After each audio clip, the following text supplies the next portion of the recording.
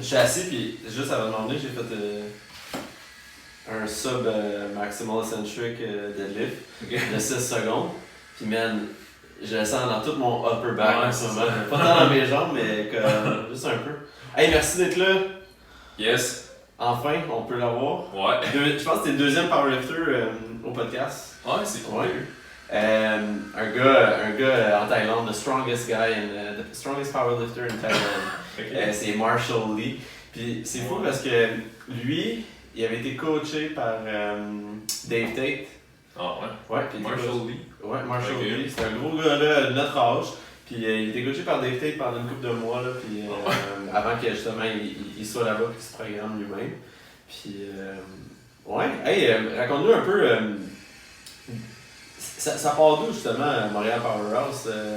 C'est une belle petite histoire, ça. Là. Ouais, écoute, honnêtement, ça remonte à loin. Là. Ça s'est fait un peu malgré moi, là, dans le fond. Parce que j'ai commencé à m'intéresser au powerlifting, je te dirais, comme en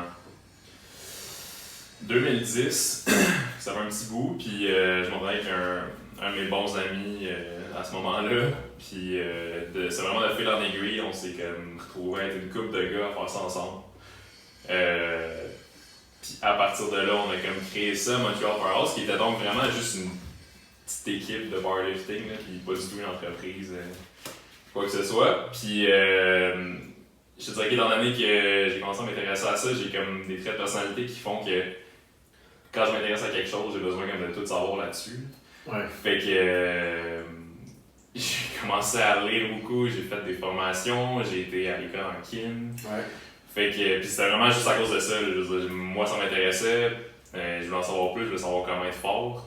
Puis parce que je me suis intéressé à ça, les gens autour de moi ont commencé à me demander de leur faire des programmes dans le fond. Ouais. Fait que vraiment, comme je te dis que c'était malgré moi, ça s'est vraiment fait naturellement. C'est the best business idea. Ouais, écoute, c'était pas ça le point à la base, je savais pas que c'était ça que je voulais faire dans ma vie. Ouais, en plus, tu t'enlignais pas par ça, là. Pas nécessairement, je sortais d'un deck en histoire au cégep. Puis, mais c'est quand même important parce que l'histoire dans l'entraînement, là, c'est une belle, c'est une belle façon d'aller chercher. Tu sais, je regrette pas du tout d'avoir fait ça, mais non, c'est ça s'est fait vraiment, je te dirais presque naturellement. Ouais. La transition vers ça, les gens commençaient à me demander des programmes, étant donné que je m'informais beaucoup là-dessus, je dirais, ça m'a permis de les aider un peu, puis j'étais comme bon, ben j'aime ça faire ça. Ouais. Tranquillement, on s'est structuré.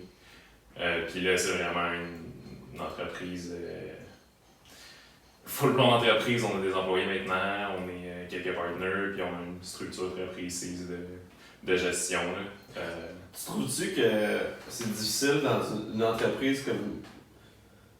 Non, je recommence ma phrase. En fait, c'est particulier les compagnies comme les nôtres d'entraînement qui viennent de Québécois. Ben moi je suis pas Québécois, mais j'habite au Québec, mais qui essaient de transmettre justement ça dans une audience un peu plus worldwide. Ouais. Mais tu veux pas comme décevoir non plus le public qui t'a suivi dès le départ, tu sais, qui est genre le français si on veut. Ouais, c'est sûr que c'est... en fait, on a eu la discussion juste cette semaine carrément, là, c'est effectivement difficile de plaire à tout le monde de toute façon. Ouais. Puis est-ce que tu le fais en français et en anglais, mais là c'est ça double voyons. Ouais. Ben, on se comprend. Ouais, c'est ça. Ben, tu sais, je veux dire, c'est sûr que si on a des clients francophones qui viennent nous voir, évidemment, je veux dire, le service en tant que tel, l'interaction avec les clients, on le voit en français. Ouais. Il n'y a pas de doute là-dessus, mais pour notre nouveau site, honnêtement, comme le site en tant que tel, pour l'instant, il va être en anglais au complet. Ouais. Juste parce que l'objectif, en grandissant, c'est justement d'ouvrir un peu nos horizons puis pas de se limiter avec au juste le Québec, Québec ou à la France. C'est ça, tu sais, étant donné qu'on est online, ouais. Évidemment, je veux dire, l'anglais, c'est beaucoup plus accessible. Fait on essaie, comme je te dis, on le garde en tête, on fait encore des posts sur les médias sociaux en français, genre des posts d'instruction en français, on fait les deux. On essaie un peu les deux, on essaie de voir le reach que ça, on regarde on est encore en train de tester ces affaires-là. Qu'est-ce qui marche mieux, qu'est-ce qui marche moins bien. on a eu des commentaires dans les deux cas, je veux dire, comme ça serait le fun d'en faire plus en français, mais on a aussi du très bon feedback pour le passer en anglais. On est en train de tester un peu les autres par rapport à ça. On va peut-être le traduire au complet, nouveau site, on y pense, honnêtement. J'avoue que c'est des modifications, ça fait genre. C'est beaucoup de job. Ouais, c'est beaucoup de job, puis je veux dire, c'est un de nos partenaires qui s'occupe du site. Le gars avec qui j'ai parti ça, en fait, qui est mon meilleur ami, qui s'appelle Félix, avec qui je m'entraîne depuis au-dessus de 10 ans. Ok, lui aussi s'entraîne en powerlifting. Ouais, c'est ça, on a commencé ça ensemble. Puis c'est lui qui s'occupe du site, fait que tu sais, je veux dire, il fait toute la gestion, il s'occupe de faire toutes les modifications. Je te dis pas qu'on le fera jamais, mais évidemment, à la base, on l'a fait en anglais, là, juste parce que malheureusement, c'est ça qu'il faut qu'on fasse en premier. T'sais. Ouais. Qu'est-ce que t'as pensé quand t'as vu le film West Side Against the World, quand ils l'ont sorti? Je pense on s'en est parlé justement quand ça l'avait sorti. T'as vraiment été une des premières personnes à l'avoir écouté. Ouais. C'est quoi ton feedback que t'as à nous donner là-dessus? Ouais, c'est une très bonne question. Dans le fond, moi, le film, je l'avais backé dans le fundraiser, là, fait que je l'ai reçu avec ça sur Netflix. Ah ouais? Ouais. Oh shit, ok. Puis, ben, tu sais, j'ai vraiment dans le fond, moi, j'ai découvert le powerlifting à cause de Westside. Ah ouais, hein? Ouais. C'est vrai? C'est vraiment eux qui t'ont influencé dès le départ? C'est ça, comme quand j'avais vu, en fait, je pense que c'est dans Bigger, Stronger, Faster, qui était un documentaire sur les stéroïdes, qui était fait par un powerlifter, Mark Bell. Oui. Tout le monde sait c'est qui. C'est ça. Ouais. Fait que le film est sorti. Avec Chris Bell. C'est ça, le film de Chris Bell. Ouais. Excuse-moi, il était fait par Chris Bell, puis il y a Mark Bell. Ouais, c'est ça. Il y a pas un frère de Power. C'est ça. Qui est mort. Ouais, c'est ça. Il y a un frère qui est mort, puis un frère qui faisait du powerlifting, qui a fait du powerlifting à Westside. Puis dans le documentaire, on voit les gars Westside. Puis j'ai vu ça peut-être en 2008 ou 2009. Puis quand j'ai vu ça, j'étais comme. C'est ça que je veux faire. Ouais. Ça m'a vraiment intéressé tout de suite. Puis, fait qu'à partir de là, moi, ce que j'ai fait, c'est que j'ai cherché de l'information sur eux, tu sais, puis là, j'ai découvert le sport, puis tout. Puis à l'époque, sur Internet, quand tu parlais de powerlifting, tu parlais de Westside, tu sais, c'était comme. En 2009-2010, il n'y avait rien d'autre, là. Le gars de Juggernaut n'était pas là encore.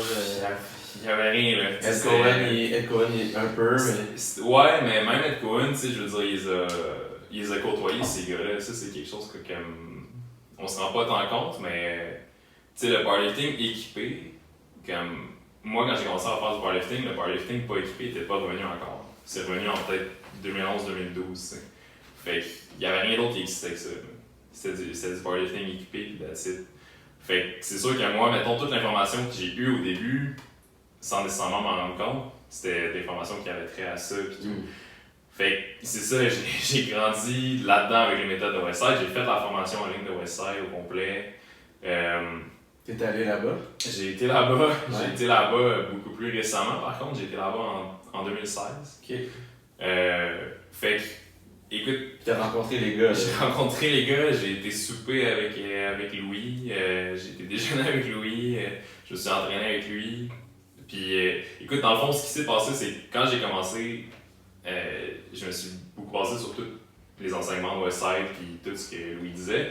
Puis, plus je me suis informé, plus je me suis, je te dirais, distancé de ça pour ce qui est du côté de la programmation. Dans le fond, toutes les bases plus scientifiques de l'entraînement, les principes physiologiques. Par contre,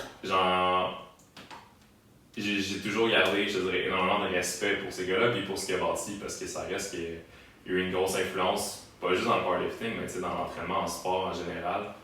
Puis aussi, comme. Je veux dire, ces gars-là s'entraînent fort. Là. Mais eux, dans le fond, s'entraînent vraiment avec comme une mentalité avec un risque élevé. Ouais.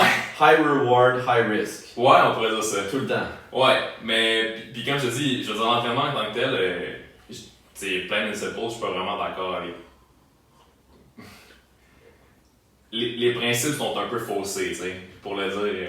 Pour le dire correctement, là.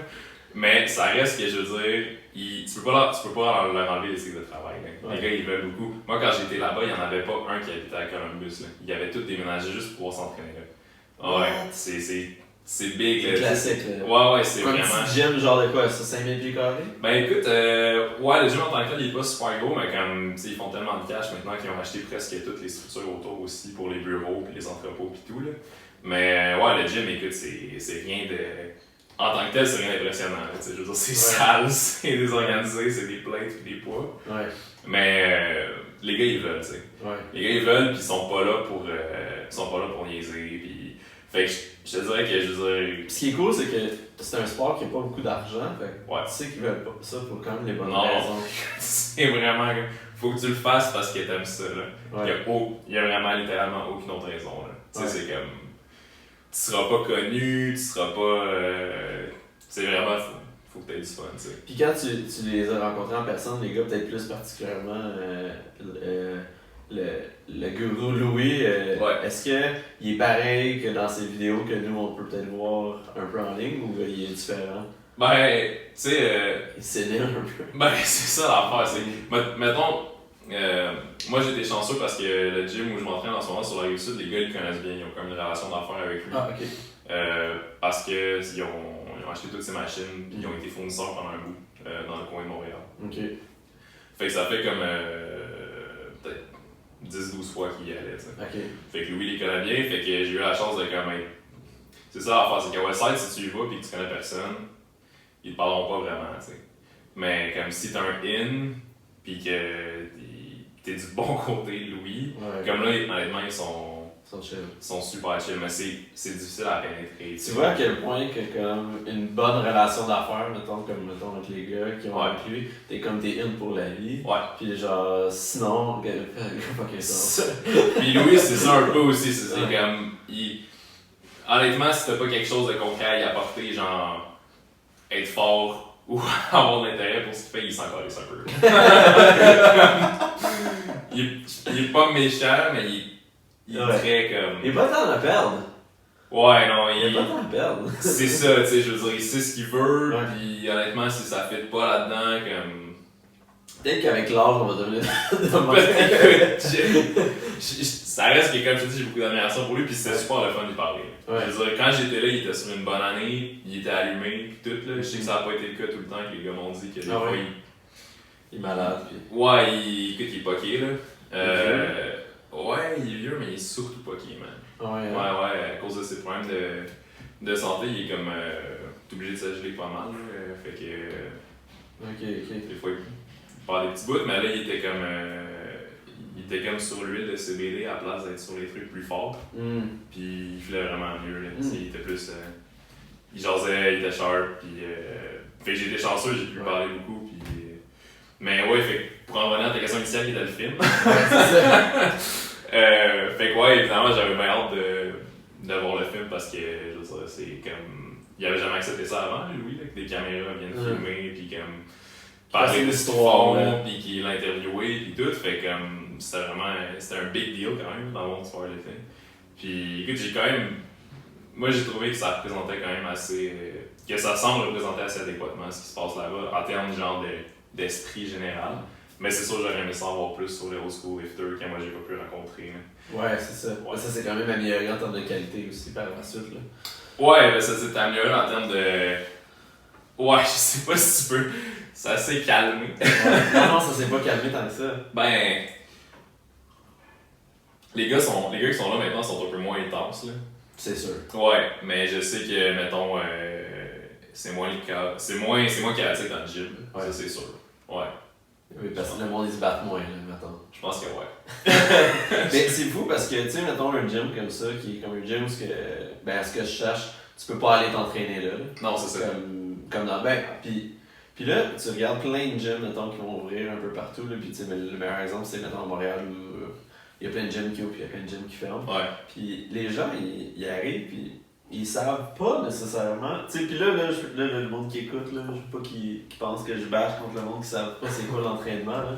Mais il y a du monde qui rentre dans des gyms, puis qui vont faire les cours de groupe, puis qui vont faire des espèces de genre de bootcamp, puis qui pensent que c'est pour atteindre tel genre d'objectif, parce que c'est ça qu'ils se sont fait vendre par le marketing du gym. Ouais. Puis là, dans le fond, c'est pas ça, pas en tout. Je parlais bien du monde, ils font des cours. Je suis comme, mais c'est quoi vraiment tes objectifs? C'est comme, ben, je veux perdre du gras, puis je veux gagner de la masse musculaire. Mais c'est pas en faisant ce que tu es en train de faire là. Ouais. Puis là, tu sais, comme quand je dis ça, puis je dis que je veux pas bitcher, c'est que moi aussi, il y a des affaires dans la vie que je suis sûr que je sais pas. Ben oui. Par rapport à la finance, par rapport à tout ça. Mais c'est comme si notre domaine est un domaine où que les gens, ils vont juste lire ce qu'ils vont... Ils vont pas nécessairement écouter, tu sais. Ouais. Puis il y a ça, puis il y a les espèces de vendeurs qui vendent leurs cours, puis qui vendent la salade qui l'est pas, tu sais. Ouais. That's fucked, man. Ouais, je suis bien d'accord avec toi. Mais ça, c'est comme l'état de l'industrie. Puis honnêtement, comme je te dirais que, puis je pense que c'est ton cas aussi, là, comme nous, ce qu'on essaie de faire, c'est de se démarquer du côté de la vente en allant le plus possible voir le côté de la. Nous, ce qu'on veut, c'est donner des résultats et dire les choses telles qu'elles sont, tu sais. Ouais. C'est pas super vendeur. Mais. Pour le mainstream, mettons. Ouais, c'est ça. Mais Ouais. ça reste que c'est à ça qu'on croit, tu sais. Puis... Mais tu dis pour le mainstream, mais même. Tu sais, prends un powerlifting. En fait, quelqu'un qui veut commencer en powerlifting puis qui connaît pas ça, puis qui se fait dire par quelqu'un, ce qu'il faut que tu fasses, c'est ça, tu vas devenir. Genre, tu vas prendre 300 livres sur ton total dans 10 semaines, fais ça, je te le garantis. Ça vend, tu sais, mais c'est pas vrai. Ouais. Tu comprends? C'est pas aussi simple que ça. Ouais. Nous, ce qu'on va faire, c'est essayer d'amener la personne, dans le fond, selon son background, selon ses particularités, ses objectifs, puis de prendre ça, puis on est là pour les guider, tu sais. Tu comprends? C'est pas. Y a rien de magique, là. C'est ça l'entraînement en réalité de toute façon. Ouais. C'est juste. Moi, comment je le vois, c'est que la personne me paie pour mon expertise, parce que j'en connais plus qu'elle, puis moi, ma job, c'est de la guider. Mais that's it, là.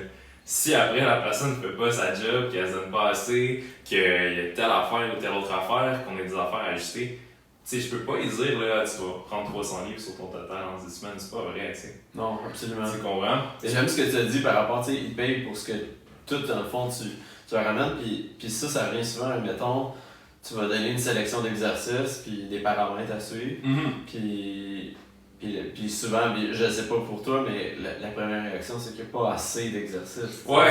Mais dans le fond, ta sélection est comme par rapport à, mettons, la personne, tu sais. Ben moi, ce que je te dirais, ce qui revient plus en powerlifting, il n'y a pas assez d'exercice, c'est il n'y a pas assez de poids. Ça, c'est quelque chose. Ouais, ça, c'est quelque chose que je reçois souvent parce que j'ai beaucoup de gars qui arrivent puis que le règle du powerlifting, c'est qu'il faut qu'ils lèvent 100% tout le temps dans le fond. Puis, ben évidemment, c'est pas exactement ça, fait que souvent le monde se dit comme ouais, t'es sûr que c'est assez pesant? Ça, je l'ai vraiment souvent. Ouais. Puis ça, c'est parce que vos reps. Est-ce que vous allez dans des rep ranges plus hauts que 5-6? Par phase, là. Je fonctionne beaucoup avec la périodisation en bloc. Fait que mettons. Tes blocs de combien de semaines, mettons? Mes blocs en tant que tel, j'ai fait autour de 4 semaines. Okay. Puis après ça, tu sais, je veux dire, j'englobe ça dans le cadre d'une phase, dépendamment de ce qui est par rapport à sa compétition. Okay. Fait que tu sais, s'il est plus loin de compé, ouais, ça peut arriver d'avoir 6-8, même 18-10. Dans une phase un peu plus d'accumulation, mettons, de volume. Exactement, tu sais, accumulation, hypertrophie. On s'entend là. Dans ces ranges-là. C'est ça. Fait que tu vas y aller, là. Je vais y aller, ouais. Puis souvent, c'est là que le monde ne peut-être pas nécessairement lever lourd. Puis quand il pourrait quand même, tu sais, comme il travaille, mettons, un poids live vu qu'il y a au-dessus de 5 reps. Puis là, ouais, c'est ça. Puis là, finalement, dans le fond, il aurait pu mettre un 10% de plus, tu sais. Ils peuvent tout le temps mettre plus parce que c'est rare que je fais, même quand je suis dans une phase de force, genre c'est rare que j'amène la personne à un poids où comme, elle pourrait absolument pas faire un autre rep après. Fait que souvent, les gens, ils sont comme. Mais j'ai pas forcé assez. Mais c'est ça, c'est un petit peu plus complexe que ça. Mais c'est pas un problème, c'est ce que tu me disais, tu sais, toi, c'est plus la sélection d'exercices. Moi, c'est ça, mettons, le contact qui revient plus souvent. C'est plus des powerlifters, ça va lever lourd. S'ils lèvent pas assez lourd, ça les inquiète. Puis les filles, mettons, les filles, c'est-tu le même débat qu'avec les gars? Quand même, ouais. Ah ouais, hein? Ouais, je te dirais que ça... lever plus lourd, là. Ouais. Tu sais, ils sont dans le même sport pareil, fait que... Je te dirais que c'est quand même la même mentalité, tu sais. Tu vois-tu que les filles ont plus d'endurance que de... Mettons, leur 4-5 RM va vraiment ressembler quand même à leur 1-2 RM? Ouais, c'est... Surtout, plus les poids en tant que tels qu'ils lèvent sont légers, plus ça va être proche, là. Ouais. Ouais. Puis aussi, je te dirais la plus grosse différence, c'est vraiment comme... Ils ont généralement une très bonne capacité de récupération. Ouais, c'est fou, hein? Ouais, c'est sûr que tu l'as constaté, là. C'est le deadlift, surtout. Honnêtement, je te dirais sur tout, là.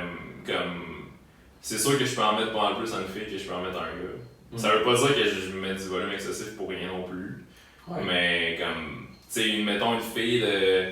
Tu sais, j'ai des filles de 110 livres, pis tu sais, j'ai des gars de 300 livres, comme... C'est ridicule à quel point le volume est différent. Mais est-ce que tu penses que c'est à cause que c'est le total de... Ben en fait, ça doit être ça, c'est le total levé par séance qui fait en sorte qu'ils peuvent prendre plus de volume? Ben, ouais, dans le sens où comme, tu sais, passer un certain point, même si c'est le même pourcentage, comme en termes de poids absolu, la différence est tellement grande que ça a juste pas le même effet physiologique carrément sur la personne, tu sais. Ouais. Fait qu'une fille qui a son max c'est 225 livres au squat, puis un gars de 300 livres qui a son max c'est 760 au squat. Genre, ça a beau être 100% les deux, le degré, mettons, d'effort que ça demande est quand même différent. Fait que je veux dire, la récupération peut juste pas être aussi bonne. C'est principalement à cause de la quantité de masse musculaire, honnêtement. Ouais, ok, je catch. Fait que c'est ça l'affaire. Tu sais, je te dis pas, pis on s'entend, c'est pas pour dire qu'une personne force moins que l'autre. Ouais. C'est juste que, genre, l'impact de ces poids-là est différent. Tu peux pas le prendre, tu peux pas juste prendre le pourcentage et dire que c'est pareil pour les deux personnes. Ben, j'ai entendu des histoires d'horreur justement avec des programmations justement qui étaient coffées et très très similaires, puis les filles étaient D-trained. Ouais, ça se peut très bien. Parce que justement ils suivaient les mêmes paramètres vu que maintenant c'était comme une planification peut-être plus un peu générique. Là. Ouais. C'est comme le gros problème des trucs génériques. Ben ouais, c'est ça. Puis tu sais, les trucs génériques, je pense pas que ça acquiert du mauvais parce que quand c'est bien fait, pour quelqu'un qui connaît vraiment pas l'entraînement, ça peut donner une très bonne direction. Ouais, puis c'est pour ça que je suis pas contre l'idée, là. Mais c'est sûr que c'est pas ça le service principal que nous on offre. Ouais. Le but justement, c'est d'ajuster le mieux possible aux particularités de la personne. Puis ça, évidemment, ça se fait pas dès le premier programme. Ouais. C'est une question de suivi. C'est comme plus ça fait longtemps que je suis avec un client, honnêtement, mieux ça va. Ouais. Parce que je veux dire, j'apprends à le connaître, j'apprends à voir comment il réagit, comment ça se place après. Puis ça, c'est un processus qui prend quand même du temps. Il y a une affaire que j'ai trouvé fucking nice, parce que j'étais à Chrissy en fin de semaine. Ouais, c'est vrai, j'ai vu. Puis leur mentalité, c'est que chaque personne qui rentre dans le gym est 100% assessed de A à Z. Ouais. Puis chaque personne a son programme individualisé. Ouais. Puis là, il se fait shipper dans un groupe semi-privé. Ok. Puis il faut qu'ils suivent. Dans le fond, comment leur système fonctionne, c'est que c'est maximum 5 personnes pour un coach. Ouais, ok. Puis c'est des blocs. Fait qu'il faut quand même qu'ils réservent leur plage horaire pour leur semi-privé. Ouais. Puis ils arrivent là-dedans, puis tu sais, ils peuvent autant être avec. Ça peut être même pas nécessairement quelqu'un du même âge ou avec les mêmes forces faiblesses. Ouais. Mais il est vraiment encadré dans ce domaine-là. Puis dans le fond, comment ils ont développé ça, c'est qu'ils. Ça crée une espèce de synergie vu que les gens ils se poussent un peu plus, mais vu qu'ils se comparent pas, vu que c'est tellement individualisé, ils ont pas l'impression que quelqu'un est meilleur qu'eux ou pas. Ouais, je comprends. Ouais. C'est hot, man. Ouais, c'est bien fait. Ouais. Puis, tu sais, ils ont du monde, là, puis ils ont des jeunes, puis ce que j'ai trouvé cool, c'est que justement, eux, ils promouvoyaient beaucoup, justement, le développement de la force plutôt que, mettons, de faire des espèces de sauts, puis des choses dans même. Là. Surtout pour les jeunes, là, ils ont comme une belle mentalité là-dessus. Ouais. Mais, c'est ça revient à faire de l'individualisation qui fait en sorte que, genre, tant que tu l'as pas fait, tu peux pas vraiment savoir les effets que ça fait. Non, c'est ça. Puis, tu sais, je veux dire, c'est pour ça qu'on essaie d'avoir. Dans le fond, quand les gens s'inscrivent sur le site, il faut qu'ils remplissent un formulaire. Puis là-dedans, on essaie de tirer le plus d'informations possible pour au moins avoir un bon template de base après ça sur lequel on peut le partir, qui a du bon sens par rapport principalement à ce qu'il vient de faire. Ouais. Comme, tu sais, je veux dire, on regarde. Parce que si tu sais pas d'où la personne sort, comme, tu sais, c'est super. Nous, on demande le programme qu'ils viennent de faire, là, je veux dire. Ouais. Parce que j'ai besoin de le savoir. Sinon, c'est vraiment c'est comme. It's a shot in the dark, là. Tu comprends? Parce que t'as beau avoir les informations sur son niveau de force, son âge, sa masse musculaire, tout, c'était aucune idée quel volume il faisait avant, quelle fréquence. Comme, genre, t'as beau faire un programme qui te semble le mieux adapté possible, mais si tout d'un coup, c'est genre le double du volume ou la moitié du volume, comme. Si ça marche pas. Quasiment que tu te pètes la gueule en allant. Ah non, je veux pas dire ça, mais oui, c'est quasiment tu te pètes la gueule en mettant quasiment en t'entraînant trop pour catcher c'est quoi. Parce que si tu le fais pas, tu sais pas est où la ligne. Je te dirais que je suis d'accord à quand même 80% avec toi. Comme je l'ai fait beaucoup plus dans le passé, et j'essaie de moins aller là. Mais parce que t'es bien plus expérimenté aussi. J'ai plus d'expérience aussi, clairement, puis j'essaie de pas comme de pas amener la personne là.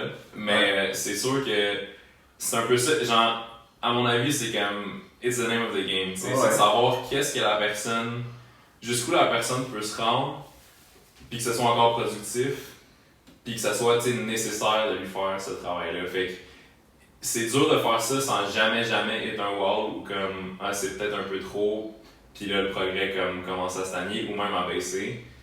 Mais comme je suis très d'accord avec ton point.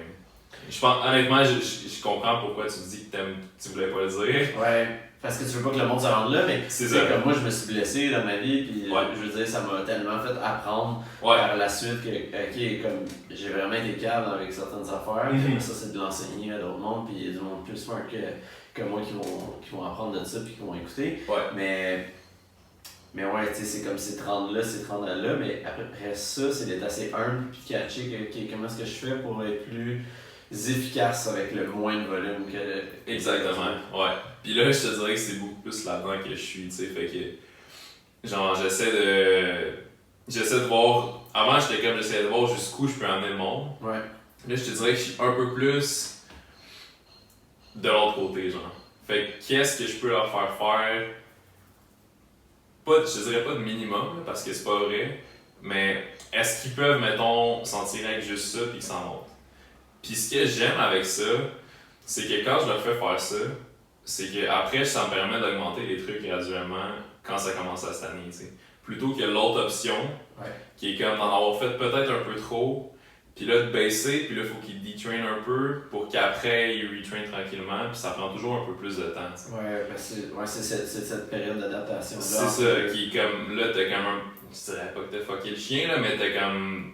Tu te ralentis un peu. Alors que si, comme tu fais quelque chose qui fonctionne bien, puis qui est pas particulièrement volumineux, puis difficile à faire, mais que ça monte, après ça, t'as juste plus de place pour continuer de t'améliorer, tu sais.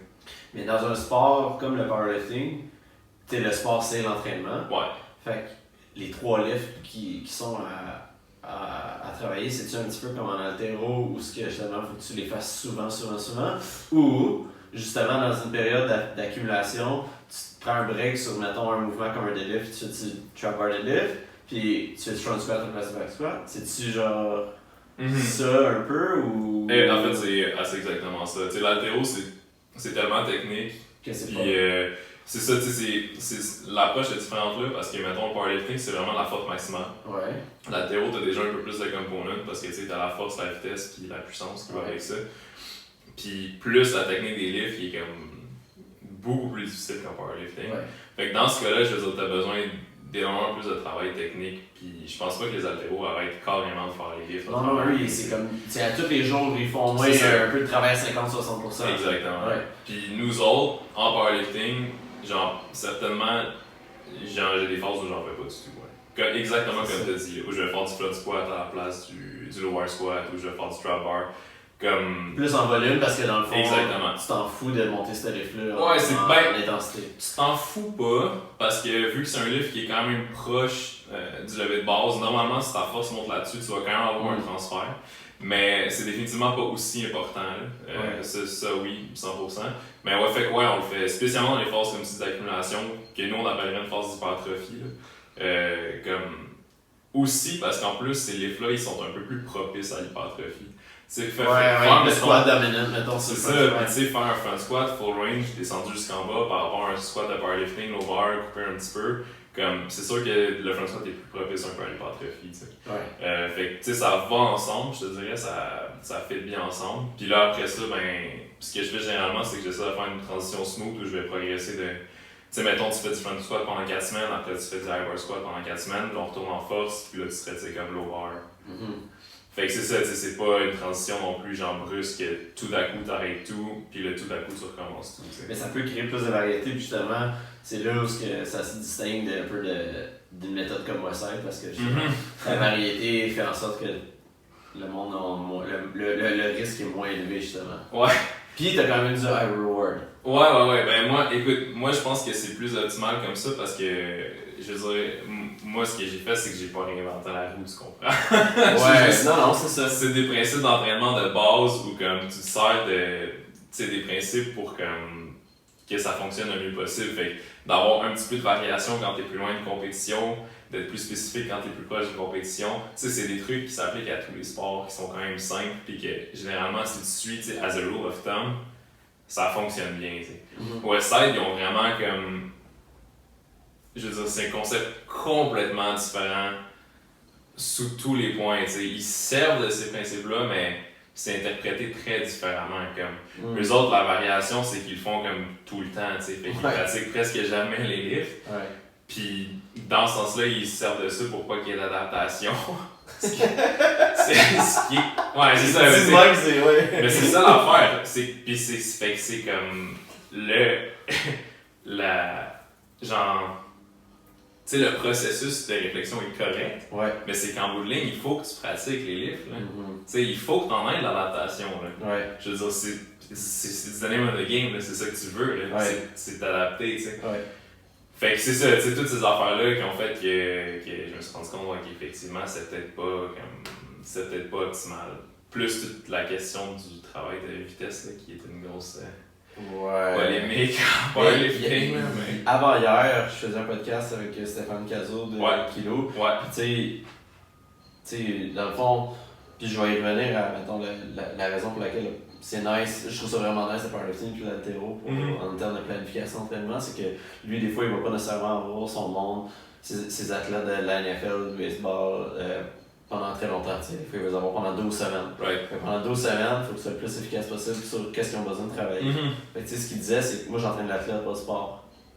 Puis le pourcentage, dans le fond, de différence entre travailler, mettons, juste avec du load puis avec le pied intégré de la vitesse, c'est 300% avec le load puis 20% sur la vitesse. Fait qu'il scrape pas mal ça, puis il passe sur d'autres choses. Puis je suis sûr qu'il va y avoir des contextes différents, là, dépendamment du temps qu'il les a, mais c'est ça qui fait que le powerlifting puis l'haltéro, je trouve ça cool, parce que littéralement, tu fais une planification annuelle, tu sais, sur 2 ans, sur 3 ans, whatever, puis il n'y a pas de rien qui peut te briser, tu sais, puis tu t'en vas pratiquer ton sport pendant X nombre de temps, tu sais. Ouais, on est chanceux pour ça, on est vraiment chanceux pour ça, Contrairement, mettons, comme quand... Puis là, tout le monde va dire, ok, fait que c'est compliqué de s'entraîner pour un sport. Oui, puis c'est encore plus compliqué de s'entraîner en CrossFit. Ouais. Parce que là, CrossFit, il faut que tu améliores toutes ces qualités physiques-là, en plus d'essayer d'être planifié adéquatement, tu sais. Ouais. Puis ça, c'est fou, là, je veux dire. Puis honnêtement, c'est comme... Je pense que quand c'est bien fait, ça peut être fait là, pour le CrossFit, mais comme... Tu sais, le concept de base du CrossFit, quand c'est arrivé, je m'en souviens encore, là, parce que j'étais déjà dans ce milieu un peu. Quand ça a commencé à être populaire, puis tout, le concept de base, c'était d'être bon dans tout en même temps, tu sais. Ouais. Fait que là, moi, j'étais calme. Mais tu sais, ça marche pas avec ma compréhension des principes d'entraînement. Ouais. Puis je pense qu'effectivement, ça s'est raffiné un peu avec le temps où comme les gens ont appris à faire des planifications d'entraînement décentes dans ce milieu-là. Donc ça se fait. Mais tu vas être biaisé sur quelque chose quand même. Ben. Le coach qui programme. Je pense que t'as pas le. C'est ça l'affaire. Puis ça, c'est une. En tout cas, je voulais pas trop me lancer là-dedans parce que je veux pas me mettre à bâcher. Non, vas-y. Mais comme évidemment, je veux dire, ce qui se passe avec ça, c'est que quand tu essayes de travailler toutes les qualités, même si tu le fais de façon périodisée puis tu le fais bien, tu seras jamais excellent dans tout. Là. C'est impossible. Je sais qu'il y a des athlètes de CrossFit qui ont des très bonnes performances, mais ça reste que si tu prends, mettons, les événements individuels dans lesquels ils ont des bonnes performances, puis si tu prends, mettons, le meilleur au monde dans cette performance-là qui fait juste ça, c'est sûr qu'il va être vraiment meilleur que l'athlète de CrossFit. Même si l'athlète de CrossFit est bon, puis que c'est impressionnant compte tenu de tout ce qu'il fait. Tu sais, moi, je connais pas beaucoup les events qu'ils font, puis je connais pas tout ce qu'ils font, mais je prends pour exemple, je sais qu'un CrossFit, genre un excellent deadlift, c'est comme 600 livres, tu sais. C'est effectivement très bon, tu comprends? Sauf que c'est nowhere near quelqu'un qui s'entraîne en force, malgré tout, tu sais. Fait que oui, ils sont capables de le développer, mais le fait de penser que tu peux être le meilleur à tout en même temps, je sais que c'est pas ce que les gens pensent aujourd'hui, mais je sais que c'est le concept de base, je veux dire, c'est erroné. Mais moi, je pense, maintenant de nos jours, je pense que c'est pas un sport dans lequel tu peux compétitionner et avoir une autre carrière. Tu sais, par exemple, si mettons, ton sport c'est ça, puis là, dans le fond, dans la vie, t'es, je sais pas moi, t'es comptable. Ouais, je Je pense que tu peux pas y arriver, juste parce que t'as tellement de choses à pratiquer. C'est ça, ouais. Puis je pense pas tant que... Je pense que c'est important qu'ils travaillent toutes les qualités qu'il faut qu'ils fassent, tu sais, comme il faut qu'ils le fassent dans leur semaine d'entraînement, puis il y a des phases dans l'année où ce qui pique, puis tout ça. Mais je pense que ça revient plus à la récupération. Fait que c'est vraiment ceux qui sont meilleurs à récupérer. Écoute, je suis d'accord avec toi, mais ça reste que je pense que ça, ce que tu dis, ça s'applique presque à tous les sports quand même. Là. Ouais. Dans le sens où le moins tu peux en faire à l'extérieur, le mieux t'es. Le mieux. Les meilleures sont les circonstances, dans le fond. Mais effectivement, je veux dire, en CrossFit, c'est que c'est tellement. T'as tellement de demandes, genre, différentes que, comme, effectivement, t'es mieux de vraiment avoir toutes les chances de compter après pour être capable de comme, profiter de ta récupération. Mais tu sais, même là, pour moi, c'est là que le bas blesse, j'ai vraiment comme une vision très. Je te dirais rigide des principes d'entraînement parce que c'est ça qui me guide moi dans ma programmation. Puis tu sais, je veux dire, moi, je te dirais une idée à laquelle. Une idée qui résonne particulièrement avec moi, c'est le fait de limiter les stimuli pour que l'adaptation soit le plus efficace possible. Ouais. Puis genre, en powerlifting, on a la chance d'avoir un sport où tu as besoin d'avoir une seule qualité, puis c'est la force maximale. Ouais. Je pense que c'est ça qui m'appelle particulièrement dans ce sport-là. C'est que genre, c'est super straightforward, tu sais. Ouais, absolument. C'est comme, tu veux être le plus fort que tu peux, puis c'est presque la seule considération, tu sais. Puis là, en ce moment, est-ce que le sport évolue? Par exemple, au Québec, au Canada? Ouais. Ah ouais, depuis que j'ai commencé, c'est incroyable à quel point ça a grossi. Je veux dire, je me souviens, la première année où j'ai compétitionné, moi, en powerlifting, en 2013, genre, dans toute l'année, il y a eu à peu près 86 participants dans toutes les compétitions. Okay. Puis là, je veux dire, si tu regardes juste l'an passé, je pense que c'était quelque chose comme autour de 275. Là. Ça donne une idée, là, ça grossit beaucoup. Puis non seulement ça, mais comme le niveau, genre, a augmenté énormément avec ça, t'sais. Je veux dire, les nouveaux venus sont comme. T'as beaucoup de monde qui sont très bons, très rapidement. Fait que genre, même moi, que ça fait juste 6 ans que je compétitionne là-dedans, j'ai vu une énorme. Et ça a pris beaucoup d'ampleur, là. Ouais. Et mettons quelqu'un qui sait pas trop les poids que les mondes lèvent, mettons, c'est quoi le poids le plus léger que les filles puis les gars vont lever dans une compétition versus les plus lourds? C'est vraiment. Ouais. C'est une catégorie de poids rendue là. Mais c'est ça, c'est une question difficile parce que quand ça fonctionne le powerlifting, c'est si tu veux aller faire une compétition régionale, t'as pas de standard de qualification. Fait que tu peux rentrer peu importe les chiffres que tu fais. Là, après ça, si on parle d'un espèce de standard général auquel tu peux comme te fier pour te dire quand c'est le temps, c'est dur à dire. C'est dur à dire parce que moi, je te dirais qu'en tant que coach, généralement, j'essaie de pousser les gens à compétitionner le plus rapidement possible. Ah ouais? Ouais. Pourquoi? Parce que ça te donne une expérience de compétition, puis après ça, tu as vraiment une meilleure idée de à quoi t'attendre. Ça te donne, mettons, aussi des standards de base où, ok, j'ai fait ces chiffres-là à la première compétition, puis après ça, comme tu sais comment exactement les exécuter en compétition, ça te donne c'est vraiment un starting point. Après ça, tu sais que tu veux t'améliorer sur ces chiffres-là la prochaine compétition.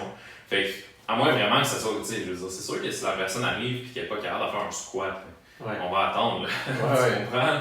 Mais ça peut prendre autant 3 mois que ça peut prendre, mettons, 6 mois. C'est pour ça. Une première compé, justement, pour comme se grounder puis comme faire, ok, je me suis entraîné 3 mois pour ça donne ça. Ok, next. Puis c'est juste, c'est une bonne, genre, c'est niaiseux, mais c'est une bonne, c'est un bon marqueur de planification. C'est de savoir, ok, ben là, j'ai une compé dans 3 mois, fait que, nous, on va faire ça comme phase, ça amène à ta compé. Voilà, tu sais, ça n'a pas besoin de big deal, tu le vois comme un test au début, tu sais. Puis moi, ça me donne une espèce de. Ça me donne une structure, dans le fond, tu sais. Quelqu'un qui vient me voir et qui me dit, j'aime ça le powerlifting, je veux être plus fort, puis qui veut jamais compétitionner, à un moment donné, je te dirais que c'est plus dur pour moi, genre, de l'amener dans la bonne direction, parce que c'est comme. Les phases se répètent un peu, il n'a pas fait de compétition, il va peut-être en faire une. Fait qu'on est tout le temps un peu. Je trouve que ça ne progresse pas aussi rapidement que quelqu'un qui se met des objectifs de compétition. Ok. Ouais. Ben, c'est vrai parce que dans le fond, il y a comme cette espèce de. Ben, c'est la motivation, ça, c'est aussi, vraiment. c'est ça. Vraiment... C'est comme. Tu sais, je veux dire, il y a la compé en vue, puis là, la personne est comme, ok, ben. Tu sais, là, je veux faire ça. Puis après la compé, on est comme, bon, ben, j'ai fait ces chiffres-là, fait que là, je veux battre ça à la prochaine. Il y a vraiment tout un. C'est très psychologique, là. Ouais. Mais comme, c'est très important, je trouve, dans le processus. Ouais. Fait que quelqu'un qui vient me voir, puis c'est vraiment parce qu'il veut compétition en powerlifting, généralement, je l'amène compétition assez vite. Ouais. J'avais, ça tu sais pas, mais j'avais, il y a 2 ans, j'ai amené une fille à sa première compé de powerlifting. Oh, ouais. Puis, fait que je savais comment l'entraîner, sauf que j'avais aucune fucking idée là-bas Des règlements, qu'est-ce que j'allais faire. Puis ça, mais par exemple, ça, j'avais été quand même clair avec elle, fait que j'ai appris un petit peu sur le tas rendu là-bas, c'était au Saguenay. Ouais, ça ok, à Jean-Pierre, genre? Ouais. Ouais. Puis à l'hôtel, puis genre, je te dis, il y avait plein d'affaires comme par rapport à la pesée, tout ça. Là, ouais. Elle avait pas mis toutes ses affaires, Ouais. puis là, c'était bien compliqué. Là, il y avait le chandail qu'elle avait pas la bonne couleur. Puis là, moi, j'étais supposé être au courant. Puis je pense que c'est un gars que tu coaches, Michael Cloutier. Ouais. Il était là, puis il portait votre chandail. Ouais. Puis là, j'étais juste. Hey, tu viens de Montréal? Il dit non, je viens de la Gaspésie. Là, je lui dis, tu viens de la Gaspésie, t'as un chandail de Montréal? Ouais. Fait que là, il dit, ouais, je pense qu'il parle de toi, il dit, ouais, le gars, il fait pas être là. Puis il coachait une couple de personnes de ta gang. Il me dit, il y avait comme, là, puis là, rendu là-bas, il y avait votre club. Ouais, il y avait une couple de monde, ouais. Il y avait le club de Monfort. Ouais. Puis il y avait un autre club, je sais pas trop qui. Ok. Puis il y avait moi. ouais. Puis là, j'étais comme fuck. Puis là, tout le monde était vraiment gros autour de moi. Ouais. Puis finalement, ça a bien été, elle a fini 3e. Ouais, non, mais c'est ça, tu sais, c'est pas. Ouais. Puis tu sais, la fille était forte, elle avait déjà en partant, tu sais, elle s'entraînait en CrossFit avant, elle avait un potentiel énorme. Ouais, Fait qu'on a juste comme. On a arrêté tout le reste, juste du strength, puis comme. Ouais. Elle a pris genre 30 livres à se compter là. Ouais, c'est Sur ça. son squat, Ouais. 40 sur son deadlift, puis 15 sur son bench. Parce que ça reste qu'en bout de ligne, c'est ça, c'est juste d'aller faire forcer sur une plateforme. Il y a beaucoup de petits règlements puis de particularités à connaître, là, mais à partir de là.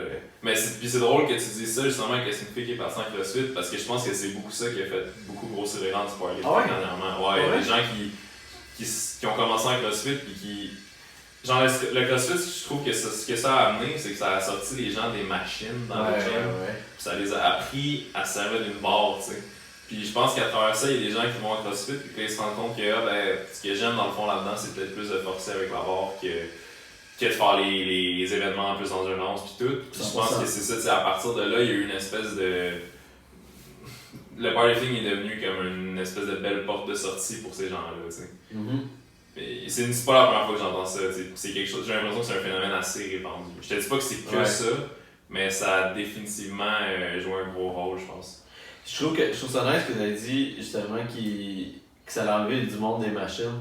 Ouais. Mais ce que je trouve, c'est que j'ai l'impression que les gens qui ont appris avec ça, comme mettons qui ont commencé à s'entraîner sans les machines, puis ils voient les machines comme le démon. T'sais. Ouais, non, c'est t'es comme. Ouais.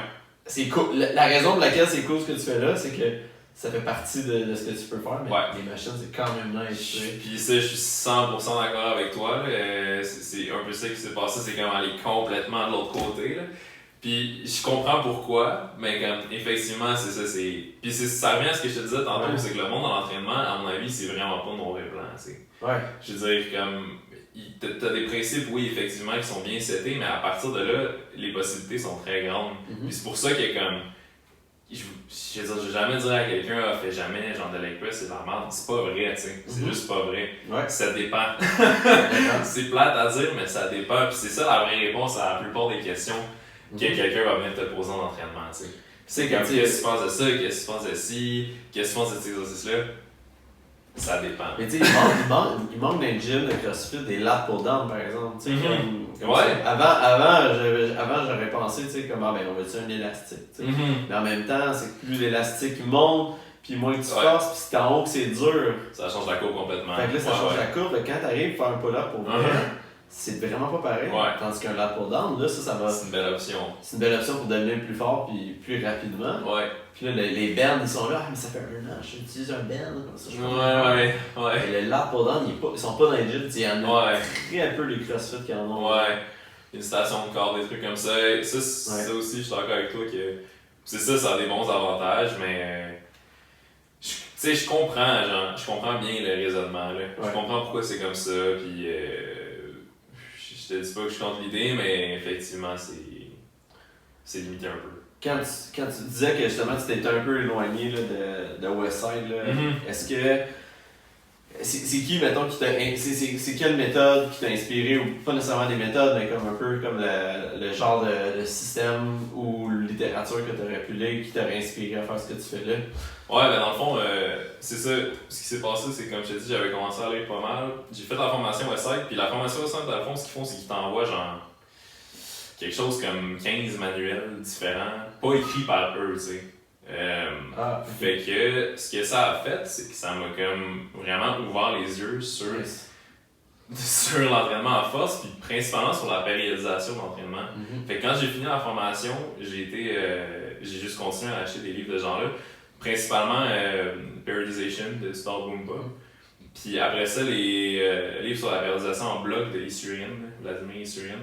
Ouais, lui c'est fou. Mais Bumpa, je l'avais fait première à l'université. Tu l'as eu? Ouais, ok. C'est fou, man, ce gars-là. Je veux dire, il a vraiment fait une super belle synthèse des concepts de périodisation dans son livre. Ouais. Fait que, tu sais, moi, c'est ça. Après, j'ai lu ce livre-là, puis j'étais comme.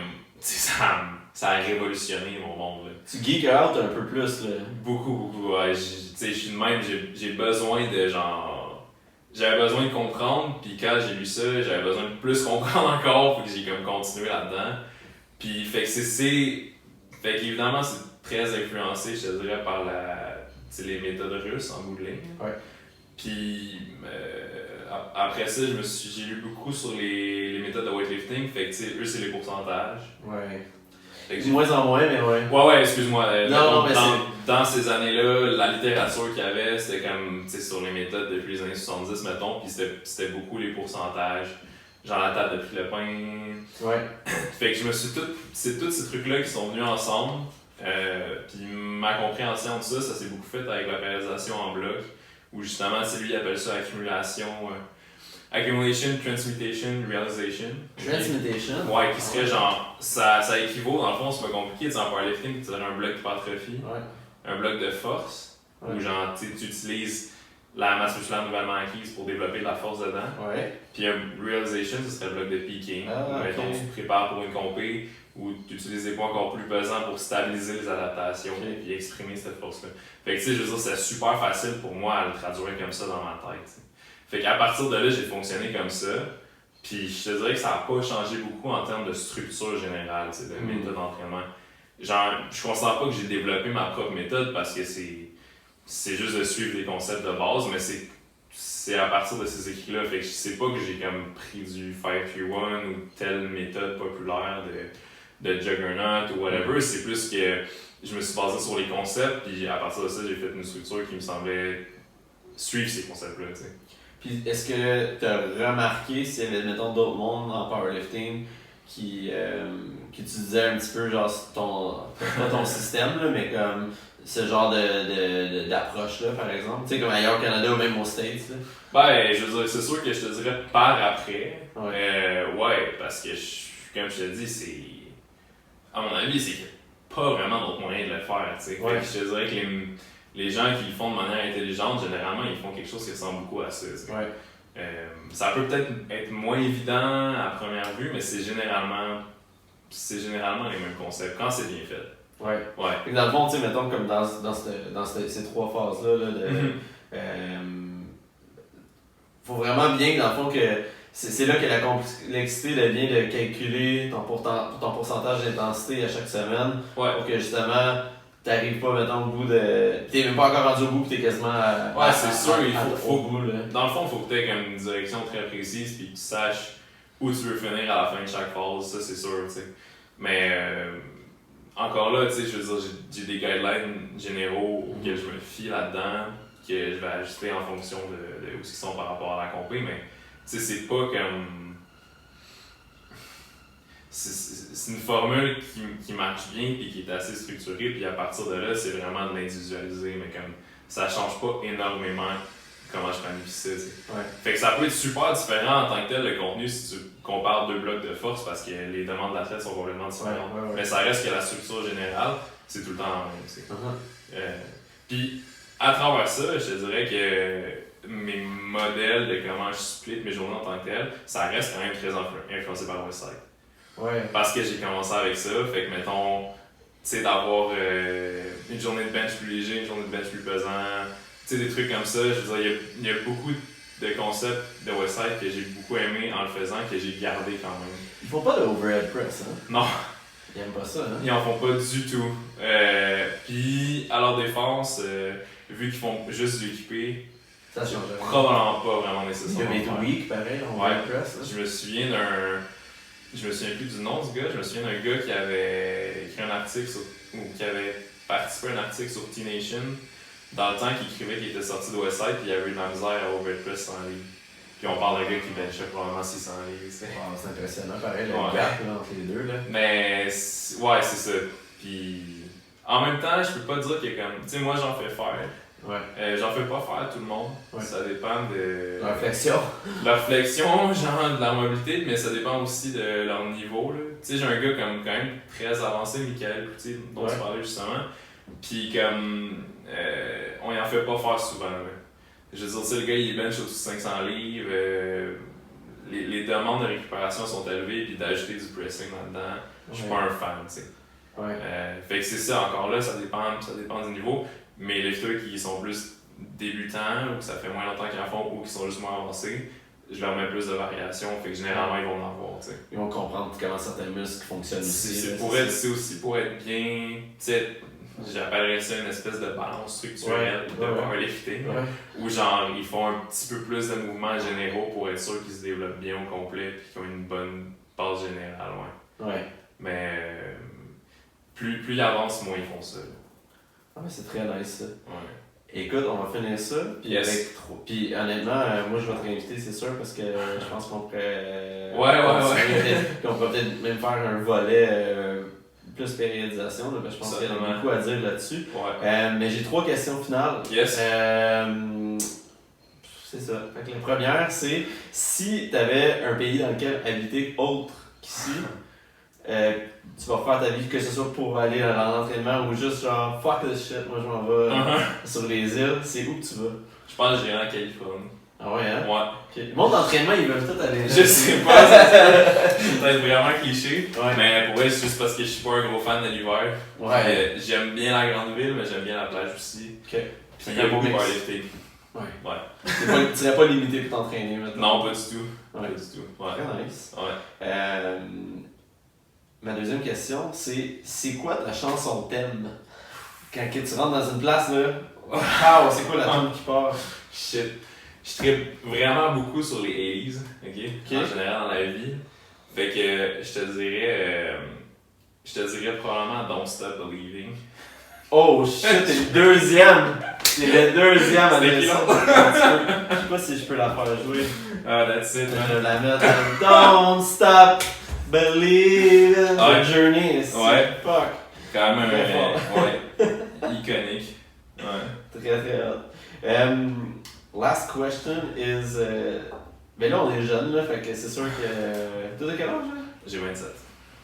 Oh shit, ok. Mhm. Même âge, fait que 27. Yes. Fait que la question s'applique quand même, mais à quel. C'est quoi le one piece of advice que tu donnerais à toi de v'là 10 ans? Pour vrai, c'est quand même facile. Oh! Je te dirais d'écouter plus mon corps. J'ai mangé des claques en assis. Ah ouais, hein? Ouais. Fait que, ouais, je suis quand même. Jeune fringant, là. Ouais, je suis pas mal trop magané pour mon âge. Là. Mm-hmm. Fait que, ouais, je voulais beaucoup, mais je pense que j'aurais pu le faire de manière plus intelligente. Ouais, j'aurais aimé ça m'avoir, il y a 10 ans. Des fois, oui. Ouais.